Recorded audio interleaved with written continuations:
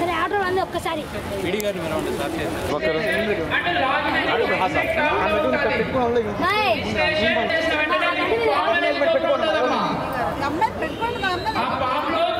ఏదైనా డౌట్స్ ఉంటే మీకు స్టేజ్ కి లెఫ్ట్ సైడ్ లో registration room number 12 Colgate room number 13 energy instrument room number Tata electronics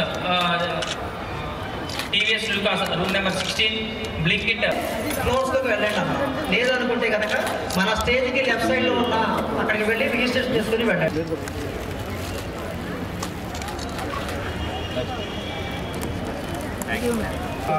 coach award సంబంధించి మీ గ్రూప్లో వచ్చిన లింక్ని షేర్ చేసి దాంట్లో మనం మెప్మా యాక్టివిటీస్ని ఫిల్ చేయవలసిందిగా కోరుతున్నాం. దాన్ని ఓట్ వేయవలసిగా కోరుతున్నాం.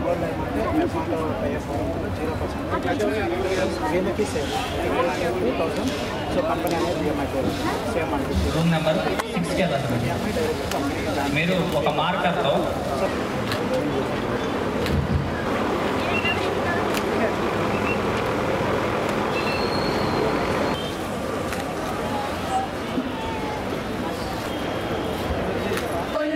నమ్మకాన్ని పెంచుదాం స్వర్గతి చెందున ఆత్మబలం కూడా పైకి దించుదాం ఆకులంది చీకటి ముసిరిగా వేల జనం మేలుకుంటే. గత 15 రోజుల నుంచి మా పట్టణ పేదరిక నిర్మూలన సంస్థ తెలియలు లాస్ట్ 1 మంత్గా మెప్మా మెంబర్స్ వారు ఈరోజు మిమ్మల్ని ఆశీర్వదించడానికి వచ్చిన గంగా మేయర్ గారికి హృదయపూర్వక నమస్కారాలు. మరియు ఇచ్చారు ఆ సార్ చెప్పిన సూచనలు సలహాలు అందరూ తీసుకోవాల్సి. ప్రాజెక్ట్ డైరెక్టర్ గారు అయితే మాకెప్పుడు కూడా రివ్యూలో చెప్తా ఉంటారు, అమ్మ అలా నువ్వు ఇచ్చేసిన మరి పేరెంట్స్కి పిల్లలకి మరి ప్రత్యేకంగా నవాల మేరకు అలానే గౌరవనీయులు ప్రిన్సిపల్ సెక్రటరీ సురేష్ కుమార్ గారు మెప్మా వారితో కలిసి వాళ్ళకి అలైన్ అయ్యి ఒక జాబ్ మేళా పెట్టమని చెప్పారు. సో మున్సిపల్ కమిషనర్ గారు, పీడీ గారు అందరూ ఉన్నారండి. వాళ్ళు ముఖ్యంగా మన జిల్లాలోనే స్టేట్లో మొదటిసారిగా మెప్మా సంతోషించదగిన విషయం. మరి ఇక్కడ చాలామంది అమ్మాయిని ఇచ్చే చిన్న సందేశం ఏమిటంటే, సో జీవితం ఇప్పుడిప్పుడే మీరు అడుగు విజయాలు సాధిస్తాం.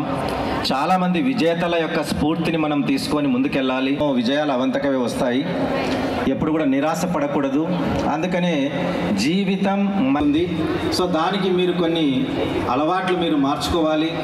పట్టుదలతో మనం ఒక గాజు గ్లాసులో సగం నీళ్లు పోసి టేబుల్ పైన పెట్టి మన ప్రకాశం జిల్లా బంగారుపాళ్యం మీద స్కాచ్ అవార్డ్స్ తీసుకున్నటువంటి మన జిల్లా మెజిస్ట్రేట్ వారు మేడం గారు మీ అందరినీ ఆశిస్తున్నారు. ఆ మేడం గారి ఆశయాల మేరకు మనందరం కూడా వర్క్ చేస్తామని అభినందనలు. లాస్ట్ 1 మంత్గా మెప్మా మెంబర్స్ వారు ఇల్లున్నారన్నది ఆ డేటా అన్ని తీసుకుని చాలా చక్కగా అరేంజ్ చేసి ఉన్నారు. అదేవిధంగా ఇక్కడ స్కిల్ డెవలప్మెంట్ మన డిస్ట్రిక్ట్ మేనేజర్ కూడా చాలా చక్కగా ఎవ్రీ మంత్ మెనీ ప్రోగ్రామ్స్ అంటే జాబ్ మేళాస్ కండక్ట్ చేస్తూనే ఉన్నారు. దాంట్లో ఎక్కువ మంది కూడా ప్లేస్మెంట్ అయ్యి సక్సెస్ఫుల్గా ఇప్పుడు పని చేస్తున్నారు. సో వారు కూడా ఈ సందర్భంగా అభినందనలు తెలియజేస్తున్నాను. రెండోది ఇప్పుడు మెప్మా మెంబర్స్.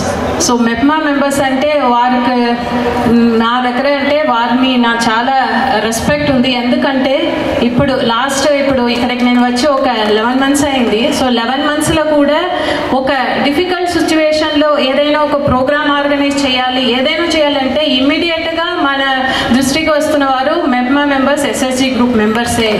అది మనము విజయవాడలో జరిగిన ఫ్లడ్ అప్పుడు కూడా ఇక్కడ మన జిల్లా నుంచి వారికి ఫుడ్ తయారు చేసి పంపించినప్పుడు వారు అంత అంటే నైట్ 12 o'clock 1 o'clock దాకా ఉండి అంత సిన్సియర్గా ఒక మెసేజ్ వారికి చెప్పాము, ఇమీడియట్గా వచ్చేసారు. అప్పుడు ఎవరు కూడా ఎటువంటి అంటే ఏ ఎక్స్క్యూజెస్ కూడా చెప్పలేదు. అంత సిన్సియర్గా పనిచేస్తున్న వారు మెప్మా మెంబర్స్. అదేవిధంగా బంగారుపాళ్యం ప్రోగ్రామ్ అనేది ఒకటి మన జిల్లాలో ప్రవేశపెట్టాము. దాంట్లో కూడా వారు అంత యాక్టివ్గా సహకరించారు. అంటే మన జిల్లాలో ఒక సోషల్ చేంజ్ని, చైల్డ్ మ్యారేజెస్ని అరికట్టడంలో మెప్మా మెంబర్స్ అంత యాక్టివ్గా పనిచేస్తున్నారు. మూడోది చూస్తే ఇప్పుడు మనకు పీజీఆర్ఎస్ ఎవ్రీ వీక్ మండే మనము పీజీఆర్ఎస్ నిర్వహిస్తున్నాము. సో దాంట్లో కూడా మెప్మా మెంబర్స్ చాలా యాక్టివ్గా పార్టిసిపేట్ చేస్తున్నారు. వారికి మెప్మా మెంబర్స్కి ఈ సందర్భంగా హృదయపూర్వకంగా నేను జిల్లా యంత్రాంగం తరపున అభినందనలు తెలియజేస్తున్నాను. సో మీకోసం పెట్టి ఉన్న ఈ జాబ్ మేళా అనేది చాలా స్పెషల్ అనమాట. బికాస్ ఇటువంటి మంచి యాక్టివ్గా ఉన్న మెప్మా మెంబర్స్ వారి పిల్లల కోసం ప్రత్యేకంగా ఏర్పాటు చేసినది మీరు అందరికీ కూడా నేను ఇప్పుడే ఆల్ ద బెస్ట్ తెలియజేస్తున్నాను. సో దీంట్లో 2 గ్రూప్స్ ఉంటారు. ఇప్పుడు ఏదైతే ఈ రోజు ఇక్కడ 40 కంపెనీస్ వచ్చి ఉన్నారని చెప్తున్నారు, ఒక 1000 మెంబర్స్ దాకా రిజిస్ట్రేషన్ అయి ఉన్నారు. దీంట్లో అందరికీ కూడా ఈ రోజు జాబ్ ఆపర్చునిటీ ఈ రోజు దీంట్లో సగం మెంబర్స్ దానికంటే 60-70% ఈ రోజు రావచ్చు. వారికి ఇప్పుడే ఆల్ ద బెస్ట్. కొంతమందికి నెక్స్ట్ టైంలో దొరుకుతుంది. సో దీంట్లో ఫస్ట్ కేటగిరీకి నేను చెప్పదలుచుకున్నది ఏంటంటే, సో మీకు ఏ కంపెనీలో ప్లేస్ అయితే ఇమ్మీడియట్లీ ఇప్పుడు మనకు నాగార్జున యూనివర్సిటీ ప్రిన్సిపల్ గారు చెప్పారు. సో మీకు ఏ ఆపర్చునిటీస్ వెరీ గుడ్ ఆపర్చునిటీ, అది ఇమ్మీడియట్గా మీరు గ్రాప్ చేసుకోవాలి. కొంతమంది ఎందుకంటే ఇప్పుడు ఎవరైతే జాబ్ మేళాలో ప్లేస్ అనేవారు ఒక జాయిన్ చేస్తారు, ఒక ఆఫ్టర్ 1 month అది వదిలేసి ఇంకా నాకు మంచి ఆపర్చునిటీ కావాలి, అది జాబ్ నాకు నచ్చట్లేదు, డిఫికల్టీస్గా ఉంది అని రకరకాల రీజన్ వలన అక్కడ దాన్ని వదిలి వెళ్తున్న పరిస్థితి ఉంది. సో అటువంటిది మీరు చేయకూడదు. బికాస్ ఏ జాబ్ అయినా దీంట్లో చిన్న జాబ్ పెద్ద జాబ్ అనేది ఏం లేదు. మీరు ఆ జాబ్ని ఎంత సిన్సియర్గా చేస్తున్నారు, ఒక ఫస్ట్ 2 years ఆ కొత్త జాబ్లో మీకు అడాప్ట్ అవ్వడానికి కొద్దిగా టైం పడుతుంది. బికాస్ అక్కడ ఉన్న కంపెనీస్ వారికి ఒక వర్క్ కల్చర్ ఉంటుంది, ఒక ఎక్స్పెక్టేషన్స్ ఉంటుంది. వారు వర్క్ కల్చర్ ఏంటి, ఎక్స్పెక్టేషన్స్ ఏంటి అన్నది మీరు అర్థం చేసుకుంటూ దానికి తగ్గినట్టు మిమ్మల్ని మీరు మెరుగుపరుచుకోవాలి. అది మీకు ఒక పెద్ద challenge. That you have to do it properly. ఎందుకంటే జాబ్ దొరకడం ఈజీ. దొరికిన జాబ్లో మీరు ఎంత బాగా దాన్ని యూజ్ చేసుకుంటూ చక్కగా మీరు పని చేసి మీకని ఒక ఐడెంటిటీని మీరు తెచ్చుకోగలిగితే that is your real success అన్నమాట. బికాస్ ఇప్పటిదాకా మీ ఐడెంటిటీ అంటే ఒక స్టూడెంట్, సో అండ్ సో వారి సన్ డాటర్. ఇప్పుడు మీరు ఒక జాబ్కు వెళ్ళి మీరు ఆ జాబ్లో సక్సెస్ కావాలంటే that needs lots of discipline. Because దాంట్లో ఛాలెంజెస్ ఉంటాయి. There is a saying, there is no growth in comfort zone and there is no comfort in growth zone. So మీరు కొత్తగా వెళ్తున్నప్పుడు అక్కడ అన్ని కూడా మీకు కంఫర్టబుల్గా ఉంటుంది అని చెప్పలేము.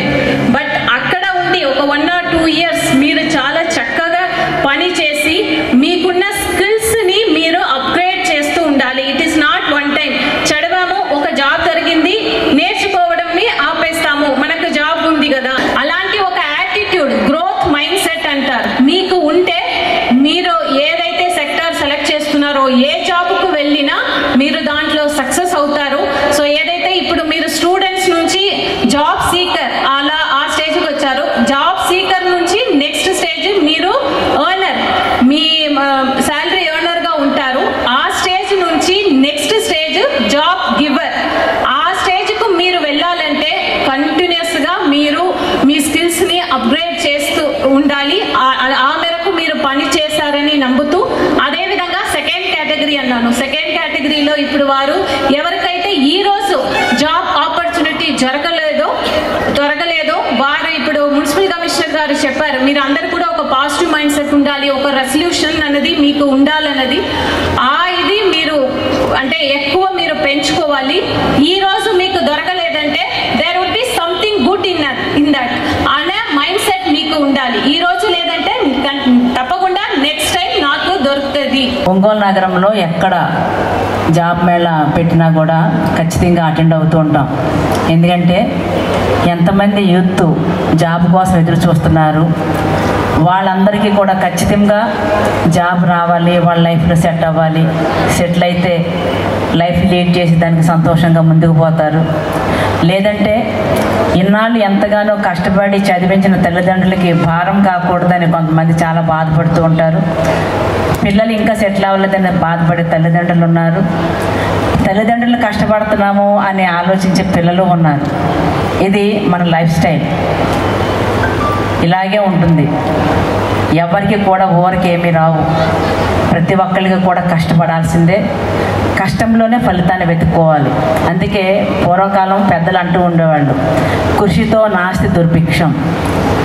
ఖచ్చితంగా ఎలాంటి దుర్భిక్షనైనా సరే అధిగమించడానికి కృషి, పట్టుదల, దీక్ష అవసరం. మనము చరిత్రని కనుక తిరగదోడినట్లయితే మన భారతదేశానికి 200 సంవత్సరాలు పరిపాలించిన బ్రిటిష్ వారు పరిపాలించడానికి రాలేదు, వ్యాపారానికి వచ్చారు. వ్యాపారానికి వచ్చిన వాళ్ళు మన భారతదేశంలో ఉండే సంపదను చూసి కన్నుకుట్టి వాళ్ళు మనకు పాలకులయ్యారు. వాళ్ళని తరిమి కొట్టడానికి దాదాపుగా మరి 50 సంవత్సరాలే మన వాళ్ళంతా కూడా గట్టిగా కలిసికట్టుగా పోరాడితేనే మనకు స్వాతంత్రం వచ్చింది. మరి దానికి ముందు రాజులు పరిపాలించారు. రాజులు పరిపాలించే టైంలో వాళ్ళు పలానా ప్లేస్ చాలా సంపద ఎక్కువగా ఉంది, దాన్ని కొల్లగొట్టాలి అని చెప్పి యుద్ధాలు చేశారు. ముఖ్యంగా మనం ఎలా యుద్ధాలు చేసిన వాళ్ళు, ఎక్కువసార్లు దండయాత్ర చేసిన వాళ్ళు గజనీ మహమ్మద్, మీరు అందరూ వినే ఉంటారు. అతను ఒక సామ్రాజ్యాన్ని, మన భారతదేశ సౌత్ ఇండియన్ సామ్రాజ్యాన్ని చేజిక్కించుకోవడం కోసం ఒకసారి కాదు, 2 సార్లు కాదు, 3 సార్లు కాదు, 17 సార్లు దండయాత్ర చేశారు. 17వ దాన్ని ఆక్రమించడం జరిగింది.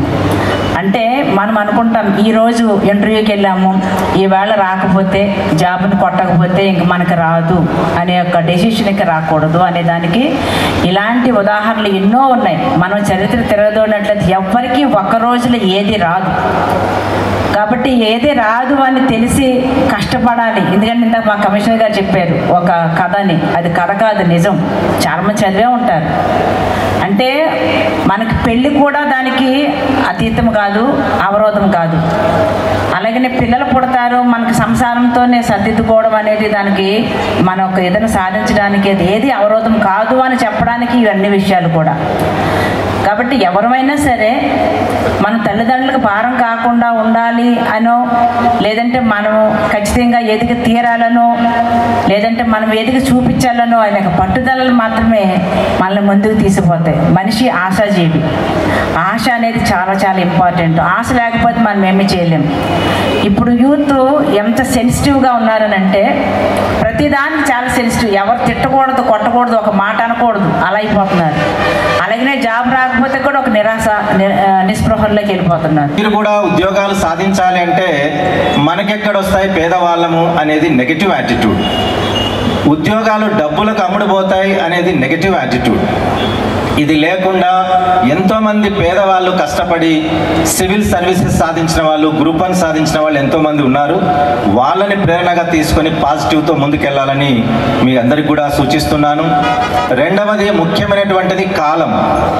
కాలం విలువ ప్రతి ఒక్కరికి తెలుసు, కానీ ఆచరణ లోపం ఉంది. అందుకనే కల్ కా కామ్ ఆజ్ కరో, ఆజ్ కా కామ్ అభీ కరో అన్నారు. రేపటి పని ఈరోజు చెయ్యి, ఈరోజు పని ఇప్పుడే చెయ్యి. ఎక్కడ కూడా సోమరితనం లేకుండా, వాయిదాలు వేయకుండా మీ చదువులో కానీ ఉద్యోగ వేటలో కానీ ముందుకెళ్ళినప్పుడు విజయం వస్తుంది.